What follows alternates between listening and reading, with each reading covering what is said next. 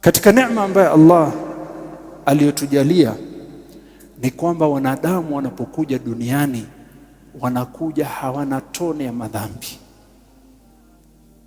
Wakuja hauna hata doti ya madhambi.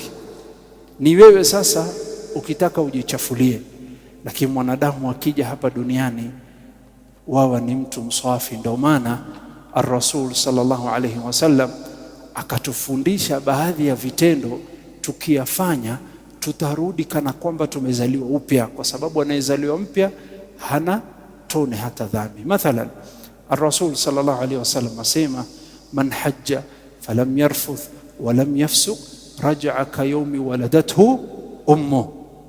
Anaenda kufanya hija, akachunga hija yake, asifanye makosa, akaipukana na madhambi makubwa kwa madogo, akawa ni mwenye kustahimilia, habishani na watu katika haji, akachunga hiyo ibada yake, raja'a kayawmi waladathu ummu, atarudi kana kwamba amezaliwa upya. Katika neema ambayo Allah amejalia ni kwamba kuna baadhi ya vitendo pia yakikupata utarudi na hauna hata doa kana kwamba umezaliwa mpya. Asema Rasul sallallahu alayhi wasallam, yubtala almu'minu, mu'min hupewa mtihani hapa duniani fi nafsi wa ahli wa mali. Mu'min hupewa mtihani hapa duniani katika nafsi yake, apata dhiki, apata maradhi, katika watoto wake, katika mali yake.